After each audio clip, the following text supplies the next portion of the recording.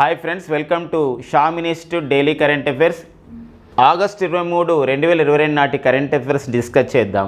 So ఇందులో ప్రధానమైన అంశాలు చూసినట్లయితే 17వ ప్రవాస భారతీయ సదస్సు. సో 2023 సంవత్సరానికి సంబంధించినటువంటి ఈ 17వ ప్రవాస భారతీయ సదస్సు ఎక్కడ జరుగుతుందని చెప్పేసి కేంద్ర ప్రభుత్వం అధికారిక ప్రకటన చేసింది. సో జనవరి నెలలో ప్రతి సంవత్సరం కూడా ప్రవాస భారతీయ సదస్సులు జనరల్గా జనవరి నెలలో జరుగుతాయి. జనవరి 7 to 9 జరుగుతుంది. కారణం ఏంటంటే ప్రతి సంవత్సరం ఈ ప్రవాసీ భారతీయ సదస్సు నిర్వహించడానికి ఉద్దేశం ఏంటంటే ఈ జనవరి 9ని మనం ప్రవాస భారతీయ దినోత్సవంగా జరుపుకుంటాం, లేదా ప్రవాసీ భారతీయ దివస్గా జరుపుకుంటాం. సో మరి ప్రవాసీ భారతీయ దివస్ లేదా ప్రవాస భారతీయ దినోత్సవం అంటాం. 1893 సంవత్సరంలో గాంధీ దక్షిణాఫ్రికాకు వెళ్ళి 1915 సంవత్సరంలో జనవరి 9న భారత్ తిరిగి రావడం జరిగింది. సో గాంధీ మన దేశంలో జరిగినటువంటి జాతీయోద్యమం స్వాతంత్ర ఉద్యమంలో ప్రముఖ పాత్ర వహించడం జరిగింది. ఆ నేపథ్యాన్ని పురస్కరించుకొని ప్రతి సంవత్సరం కూడా 2003 సంవత్సరం నుండి ప్రవాసీ భారతీయ సదస్సులు నిర్వహిస్తున్నారు కేంద్ర విదేశీ వ్యవహారాల మంత్రిత్వ శాఖ. సో ఆ నేపథ్యంలో ఈసారి గత 2 years నుండి ఏంటంటే వర్చువల్ ద్వారా జరుగుతున్నాయి, ఆన్లైన్ ద్వారా జరుగుతున్నాయి బికాజ్ ఆఫ్ ది కోవిడ్-19 నేపథ్యంలో. సో ఇప్పుడైతే ప్రవాస భారతీయ దినోత్సవం అయితే ఆఫ్లైన్లో జనవరి 7 to 9, 2023లో ఈ 17వ ప్రవాస భారతీయ సదస్సు ప్రవాస భారతీయ దినోత్సవాన్ని అధికారికంగా ఇక్కడ ఇండోర్ నగరంలో ఎక్కడ నిర్వహించబోతున్నారంటే మధ్యప్రదేశ్లోని ఇండోర్ నగరంలో నిర్వహించబోతున్నారు అనమాట. ఆ నేపథ్యం ఇక్కడ చూసుకోవాల్సిన అవసరం ఉంటుంది. సో మరి మధ్యప్రదేశ్ రాజధాని వచ్చేసి భోపాల్, కానీ మధ్యప్రదేశ్లో ఒక ప్రముఖ పట్టణం ఇండోర్. మన భారతదేశంలో అయితే సమర్థవంతమైనటువంటి నీటి నిర్వహణ అంటే ఇక్కడ పారిశుద్ధ్య నిర్వహణ కానివ్వండి, ఇలాంటి మొత్తం నిర్వహణలో పేరొందినటువంటి నగరాలకు అక్కడ అలాంటి సమర్థవంతమైన పారిశుద్ధ్య నిర్వహణ చేసిన నగరాలకి వాటర్ ప్లస్ సిటీస్ హోదా ఇస్తారు. అలా భారతదేశంలో 9 నగరాలకి వాటర్ ప్లస్ సిటీ హోదా ఇస్తే వాటర్ ప్లస్ సిటీ హోదా పొందినటువంటి తొలి నగరం వచ్చేసి ఏదంటే అది మధ్యప్రదేశ్లోని ఇండోర్ నగరం. సో మధ్యప్రదేశ్ గురించి మరికొంత సమాచారం చూసినట్లయితే మధ్యప్రదేశ్ రాష్ట్ర ముఖ్యమంత్రి వచ్చేసి శివరాజ్ సింగ్ చౌహాన్ అండి. శివరాజ్ సింగ్ చౌహాన్ మధ్యప్రదేశ్ రాష్ట్ర ముఖ్యమంత్రిగా వారు పనిచేస్తున్నారు. వీరు భారతీయ జనతా పార్టీకి చెందినవారు. మంగుబాయ్ ఛగన్లాల్ పటేల్ అనేవారు మధ్యప్రదేశ్కి గవర్నర్గా పనిచేస్తున్నారు. ఇటీవల మధ్యప్రదేశ్లో మనకు న్యూస్లో ఉంది కునో నేషనల్ పార్క్. ఈ కునో నేషనల్ పార్క్లో చిరుతపులని పెంచాలని చెప్పేసి కేంద్ర అటవీ పర్యావరణ మంత్రిత్వ శాఖ డిసైడ్ చేయడంతో పాటుగా నమీబియా దేశం నుండి ఒక చిరుతపులిని కూడా అక్కడ తీసుకురావడం అనేది జరుగుతుంది. మధ్యప్రదేశ్ సంబంధించిన విషయంలో ఆ సమాచారం అనేది ఇంపార్టెన్స్గా ఉంటుంది. నెక్స్ట్ కరెంట్ అఫైర్ చూద్దామండి. ఈ నెక్స్ట్ కరెంట్ అఫైర్స్ వచ్చేసి మిథిలా మకాన్. ఏంటి మిథిలా మకాన్ అంటే ఇది సంబంధించినటువంటి ఒక ప్రోడక్ట్, ఒక ఉత్పత్తి. ఇది మిథిలా నగరంలో పర్టికులర్గా చూసినట్లయితే బీహార్లోని మిథిలా నగర్లో ఈ సంబంధించినటువంటి ఒక ప్రోడక్ట్ అనేది అవైలబుల్గా ఉంటుంది. దీనికి జిఐ ట్యాగ్ ఇవ్వడం జరిగింది. కేంద్ర ప్రభుత్వం జిఐ ట్యాగ్ ఇచ్చారు. జిఐ ట్యాగ్ అంటే ఏంటంటే ఇక్కడ భౌగోళిక గుర్తింపు, జియోగ్రఫికల్ ఐడెంటిఫికేషన్ లేదా జియోగ్రఫికల్ ఇండికేషన్గా పిలుస్తామండి. జియోగ్రఫికల్ ఇండికేషన్ మరి జియోగ్రఫికల్ ఇండికేషన్ లేదా జియోగ్రఫికల్ ఐడెంటిఫికేషన్ పొందినటువంటి జిఐ ట్యాగ్ ఉంది. ఓకేనండి. మరి జియోగ్రఫికల్ ఇండికేషన్ పొందినటువంటి మిథిలా మకాన్ ఏ రాష్ట్రాల్లో అవైలబుల్గా ఉంది ప్రోడక్ట్ ఉత్పత్తి అయినప్పుడు ఇక్కడ బీహార్లో ఉందండి. జిఐ ట్యాగ్ పొందడం వల్ల ఆ వస్తువుకి గుర్తింపు వస్తుంది. ఆ వస్తువు యొక్క సంబంధించినటువంటి ప్రోడక్ట్కి గుర్తింపు వచ్చి దానికి సంబంధించిన ఇన్కమ్ కూడా దానికి సంబంధించినటువంటి మార్కెట్లో దాని వాల్యూ కూడా ఉంటుంది. అంతేకాకుండా ఎప్పుడైతే జిఐ ట్యాగ్ను ప్రకటిస్తారో అక్కడే మాత్రం ఒక 10 years వరకు అక్కడే దాన్ని అవైలబుల్గా ఉండేటట్టు చూసి దానికి సంబంధించిన డిమాండ్ పెంచే అవకాశం కూడా ఉంటుందండి అది. మరి జిఐ ట్యాగ్ ప్రొడక్ట్ మరి కేంద్ర పరిశ్రమలు వాణిజ్య శాఖ ఈ యొక్క జిఐ ట్యాగ్ని ఇస్తుంది. కేంద్ర పరిశ్రమలు వాణిజ్య శాఖ పరిధిలో పనిచేస్తున్నటువంటి చెన్నై కేంద్రంగా పనిచేస్తున్నటువంటి జియోగ్రఫికల్ ఇండికేషన్ రిజిస్ట్రీ వాళ్ళు జిఐ ట్యాగ్ అనేది ఇవ్వడం అనేది జరుగుతుందండి. ఇక ఇంపార్టెన్స్ విషయం అండి ఇది. ఇటీవల కాలంలో మిథిలా మకాన్ అనే ప్రోడక్ట్కు జిఐ ట్యాగ్ వచ్చింది. అది ఏ రాష్ట్రంలో ప్రసిద్ధి చెందింది అన్నప్పుడు బీహార్ రాష్ట్రంలో ప్రసిద్ధి చెందిందిగా గుర్తుపెట్టుకోవాలి. బీహార్ రాష్ట్ర రాజధాని వచ్చేసి పాట్నా. ఇటీవల కాలంలో పాట్నాలో మరి రాజకీయ సమీకరణలు మారిపోయాయి. రాజకీయ సంబంధించిన కొత్త కూటమి ఏర్పాటు కాబడింది. మరి ఆ నేపథ్యంలో అక్కడ నితీష్ కుమార్ మరో పర్యాయం బీహార్ ముఖ్యమంత్రి కావడం అనేది జరిగింది. నితీష్ కుమార్ మరి బీహార్ ప్రజెంట్ ముఖ్యమంత్రి అంటే నితీష్ కుమార్. మరి నితీష్ కుమార్ ముఖ్యమంత్రి కాగా బీహార్ గవర్నర్గా పనిచేస్తున్న వారు ఎవరండి? పాగు చౌహాన్. సో పాగు చౌహాన్ అనేవారు సో బీహార్ గవర్నర్గా పనిచేస్తున్నారు.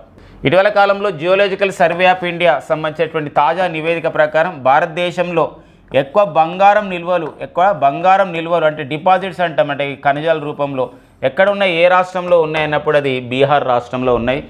సో బీహార్ రాజధాని పాట్నా. సో ఇక్కడ డాల్ఫిన్ల పరిశోధన కేంద్రాన్ని ఏర్పాటు చేయడం జరిగింది. సో ఇటీవల కాలంలో డాల్ఫిన్ల పరిశోధన కేంద్రాన్ని ఎక్కడ ఏర్పాటు చేశారన్నప్పుడు అది బీహార్ రాజధాని పాట్నాలో ఏర్పాటు చేయడం జరిగింది. ఎందుకోసం ఇక్కడ ఇంపార్టెన్స్ అంటే డాల్ఫిన్ అనేది మన జాతీయ జలచర జంతువు, ఒక నేషనల్ యాక్వాటిక్ యానిమల్గా డాల్ఫిన్ని ప్రకటించారు. ఒక ప్లాటినిస్టా గంగాటిక్ అనేది దాని యొక్క శాస్త్రీయ నామం. అంతేకాకుండా సో ప్రతి సంవత్సరం అంటే ఈ సంవత్సరం నుండి 2022 నుండి అక్టోబర్ 5ను జాతీయ డాల్ఫిన్ల దినోత్సవంగా జరుపుకోవాలని చెప్పేసి కూడా కేంద్ర ప్రభుత్వం నిర్ణయించడం జరిగింది. ఆ నేపథ్యంలో ఈ సంబంధించిన విషయం ఇంపార్టెంట్ అండి. ఈ నెక్స్ట్ వచ్చేసి మనకి 65వ కామన్వెల్త్ పార్లమెంటరీ కాన్ఫరెన్స్. అంటే కామన్వెల్త్ దేశాలు ఏవైతే ఉన్నాయో, పర్టికులర్గా కామన్వెల్త్ దేశాలంటే బ్రిటిష్ పరిపాలించిన దేశాలు, ఇంగ్లాండ్ రాణి చేత పరిపాలించబడ్డ దేశాలు కామన్వెల్త్ దేశాలు. ఈ కామన్వెల్త్ దేశాల్లో పార్లమెంటరీ వ్యవస్థను మరింత బలోపేతం చేసే దిశలో ప్రతి సంవత్సరం కూడా పార్లమెంటరీ సదస్సులు వివిధ స్థాయిలో జరుగుతాయి.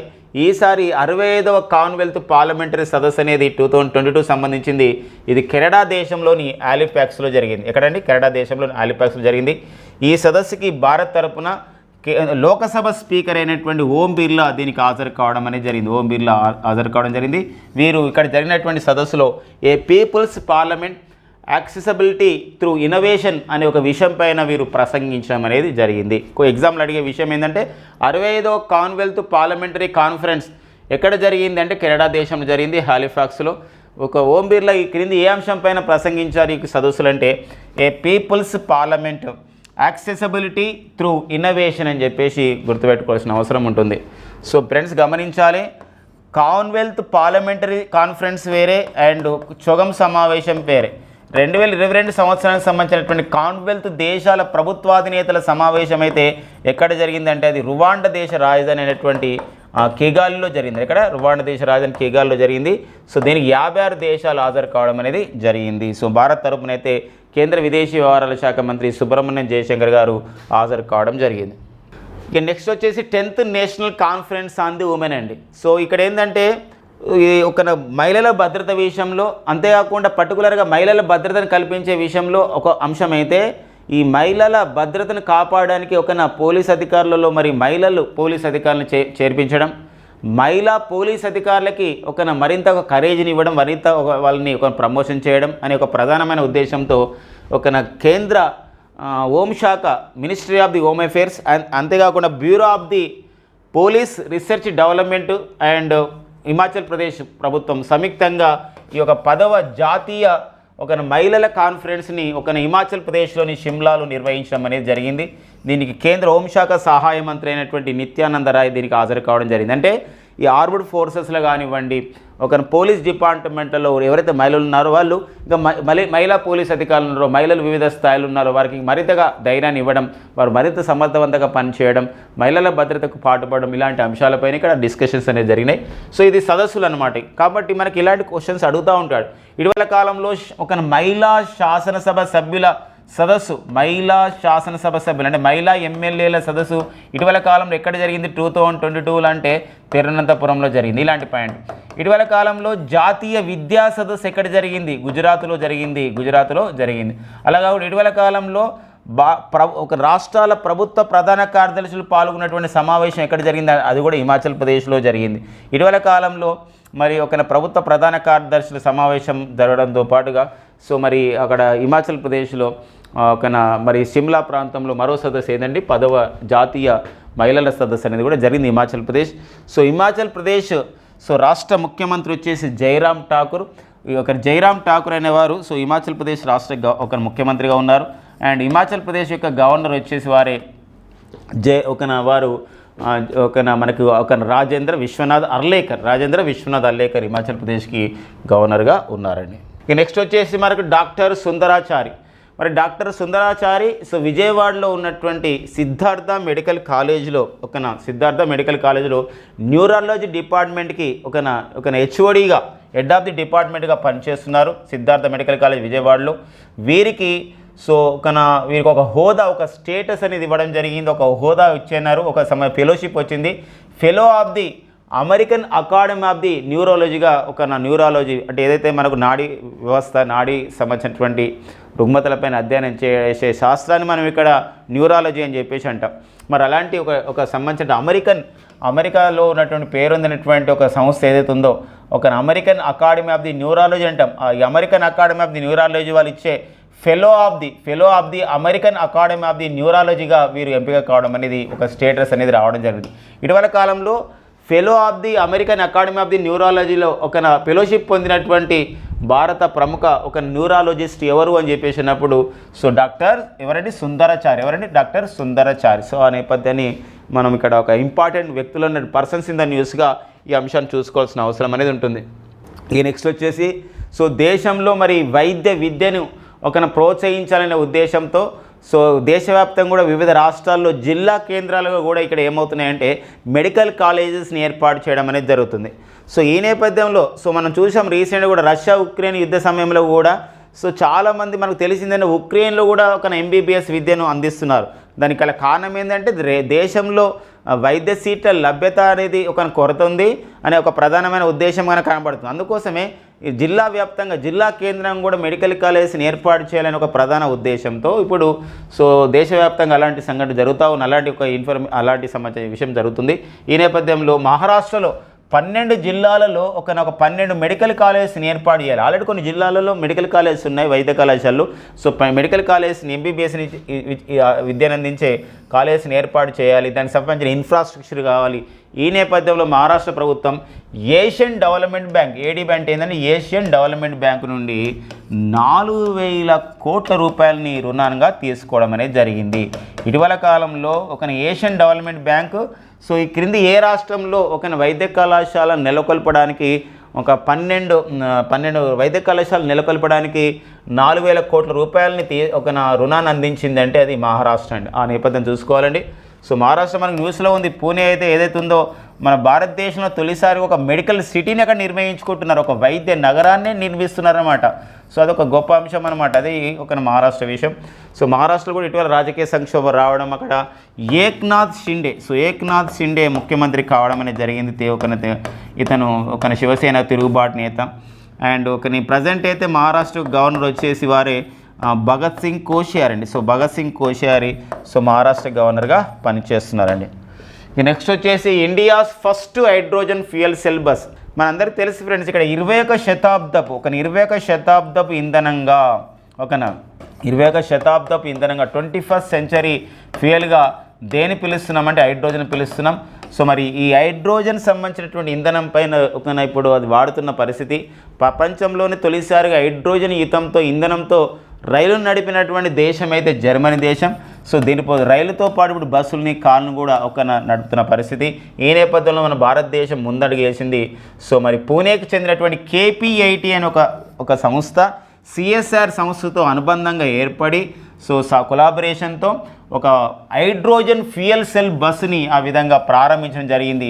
ఇండియాలో భారతదేశం తొలిసారిగా హైడ్రోజన్తో నడిచే సంబంధించిన హైడ్రోజన్ ఇంధనంతో నడిచే తొలి బస్సును ఎక్కడ ప్రవేశపెట్టారంటే పూణే. మొన్న రీసెంట్గా చూసాం డబుల్ డెకర్ సంబంధించిన ఎలక్ట్రిక్ బస్సును ఇటీవల కాలంలో ఎలక్ట్రిక్ బస్సు ఇటీవల కాలంలో ఏ నగరంలో ప్రారంభించారన్నప్పుడు ముంబై నగరంలో ప్రారంభించారు. అలా కాకుండా India's first hydrogen fuel cell బస్సుని ఇక్కడ ఇటీవల కాలంలో ఎక్కడ ప్రారంభించడం జరిగిందంటే అది పూణేలో ప్రారంభించడం జరిగింది. ఎవరికి ఇది KP-IT అనే సంస్థ దీన్ని తయారు చేసింది. ఎవరి యొక్క సహాయంతో తయారు చేసింది? సాంకేతిక సహాయంతో అంటే CSIR అనగా council for scientific and industrial research అంటామండి. సైంటిఫిక్ అండ్ ఇండస్ట్రియల్ రీసెర్చ్ అని చెప్పేసి అంటాం. మరి CSIRకి అయితే ప్రజెంట్ అయితే డైరెక్టర్ జనరల్గా పనిచేస్తున్న వారైతే డాక్టర్ నల్లతంబి. ఎవరండి? డాక్టర్ నల్లతంబి కలైసెల్వి ఈ పదవిని చేపట్టిన తొలి మహిళగా. రీసెంట్గా వీరు శేఖర్ సి మండే స్థానంలో నియమితులు కావడం జరిగింది. నల్లతంబి కలైసెల్వి అండి. ఉల్చి ఫ్రీడమ్ షీల్డ్ ఏంటి? ఉల్చి ఫ్రీడమ్ షీల్డ్ అనేది ఏంటి? ఇది ఒక సైనిక విన్యాసాలండి, మిలిటరీ విన్యాసాలు. దక్షిణ దక్షిణ కొరియాలో ఇవి నిర్వహిస్తున్నారు. ఏ 2 దేశాలు పాల్గొంటున్నాయంటే దక్షిణ కొరియాతో పాటు సో అమెరికా దేశాలు కలిసి నిర్వహిస్తున్నటువంటి మిలిటరీ ఎక్సర్సైజ్ ఒక సైనిక విన్యాసాలే ఉల్చి ఫ్రీడమ్ షీల్డ్ అండి. సో ఇలాంటి నేపథ్యాన్ని కూడా చూసుకోవాలి. ఇటీవల కాలంలో దక్షిణ ఆసియా భాగంలో అయితే అమెరికా అయితే ఇప్పుడు మనకు ఫిలిప్పైన్ దేశంతో కూడా ఒక విన్యాసాలు నిర్వహించింది. ఫిలిప్పైన్ దేశంతో ఇటీవల అమెరికా నిర్వహించిన విన్యాసాల పేరు వచ్చేసి ఏంటంటే బాలికేతన్ విన్యాసాలు. సో ఆ నేపథ్యాన్ని కూడా చూసుకోవాలి. సూపర్ గరుడా షీల్డ్ అనే పేరుతో ఇటీవల కాలంలో అమెరికా ఇండోనేషియాతో కూడా ఇలాంటి విన్యాసాలు జరిపింది. ఇందుకోసం ఇండో పసిఫిక్ ఏరియాలో సో అమెరికా యొక్క ఏదైతే క్వాడ్ ఉందో నేతృత్వంలో నడుస్తుందో ఆ క్వాడ్ను మరింత బలోపేతం చేసే దిశ కూడా ఇందులో మనం చూడొచ్చు అనమాట. ఓకేనండి. సో ఇది దక్షిణ కొరియా అమెరికా దేశాలు ఇటీవల కలిసి నిర్వహించిన విన్యాసాల పేరేం పేరు, సైనిక విన్యాసాల పేరేం పేరు అంటే ఉల్చి ఫ్రీడమ్ షీల్డ్.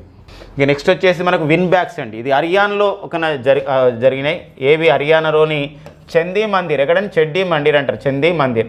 హర్యానాలోని చందీ మందిర్లో ఒక వియత్నాం అండ్ భారతదేశం అండి, వియత్నాం మరియు భారతదేశాల మధ్య జరిగినటువంటి సైనిక విన్యాసాలే ఏమంటే విన్ బ్యాగ్స్ అని చెప్పేసి విన్ బ్యాగ్స్. కాబట్టి విన్ బ్యాగ్స్ 2022లో ఏ దేశం నిర్వహించింది? భారత్. ఎవరు పాల్గొన్నారంటే వియత్నాం, భారత్ సంబంధించినటువంటి ఒక మిలిటరీ వాళ్ళు ఇందులో పాల్గొన్నారు. నెక్స్ట్ 2023లో ఈ విన్ బ్యాగ్స్ విన్యాసాలు వియత్నాంలో నిర్వహించబోతున్నారు.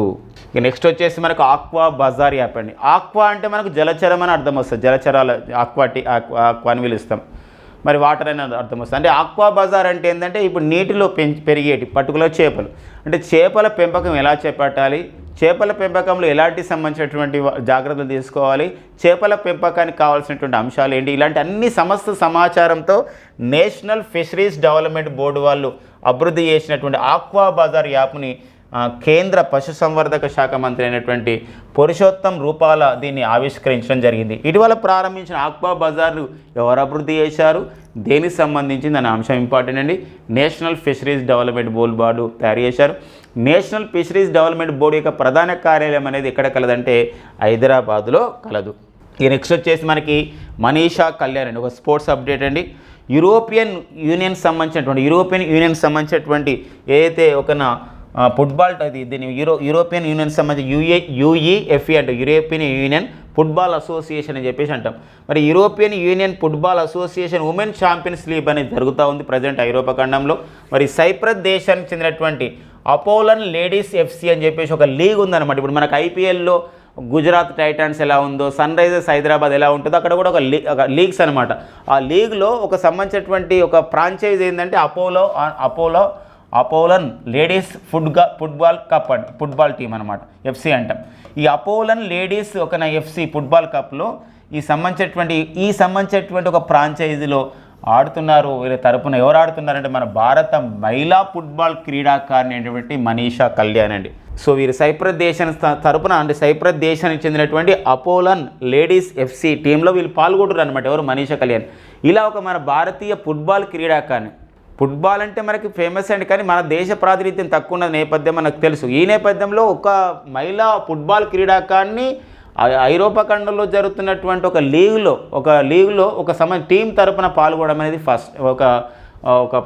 ఫస్ట్ టైం కాబట్టి ఇది మనీషా కళ్యాణ్ గుర్తుపెట్టుకోవాల్సిన అవసరం ఉంటుంది. వీరు ఏ టీం తరపున ఆడుతున్నారనే అంశం ఇంపార్టెంట్. వీరు మనీషా కళ్యాణ్ దేశవాళీ అంతర్జాతీయ టోర్నమెంట్లో ఎంతో పేరుగాంచారు. ఆల్ ఇండియా ఫుట్బాల్ ఫెడరేషన్ చేత 2021-22 సంవత్సరానికి best women footballer of the year అవార్డుని, 2021-22 సంవత్సరానికి ఆసియన్ ఒక మనకు ఆల్ ఇండియా ఫుట్బాల్ ఫెడరేషన్ చేత బెస్ట్ ఉమెన్ ఫుట్బాలర్ అవార్డు వచ్చింది. 2020-21 అయితే బెస్ట్ ఎమర్జింగ్ ప్లేయర్ అవార్డు కూడా వీరికి రావడం అనేది జరిగింది.